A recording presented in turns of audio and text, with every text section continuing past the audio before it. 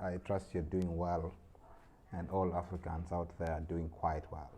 I am particularly touched this evening when I had a good conversation with a colleague, and I thought I should share this. And the particular subject I want to talk about is Africa must think. I think it is high time that we must invest our resources in thinking for the future of the continent, particularly because of where we came from and where we are going. Things, unfortunately, have not been going the way it should have gone since time immemorial. Our forefathers suffered in the hands of colonialists.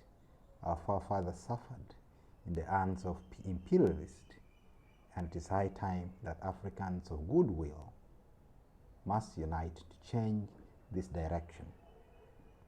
We must invest in thinking deliberately.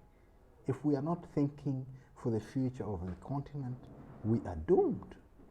And this I say without the fear of contradiction, because the glaring faces of neocolonialism are here.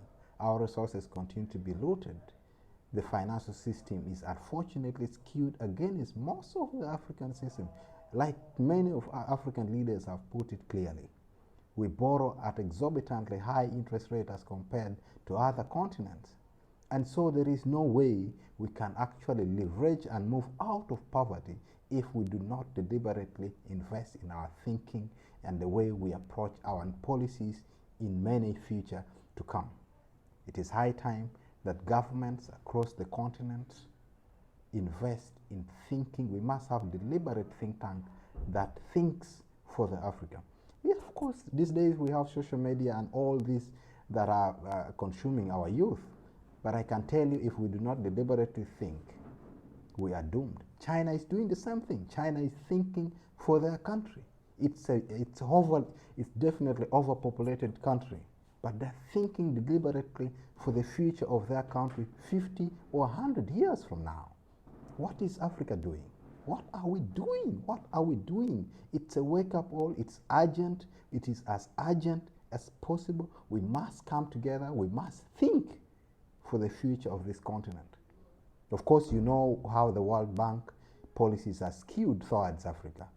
You know how the IMF policies are skewed towards Africa. You know how the Bretton Woods Empire is skewed towards Africa. You know the views of the United States. You know the views of the West. You know the views of the Russians. These are no secrets. You know how French have handled Africa over time. So Africa must deliberately think. Unfortunately, our African Union is not in the right position because it's highly funded by the European Union. And so what are African leaders doing?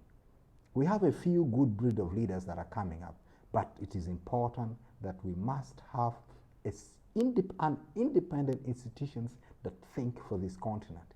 It can't be business as usual.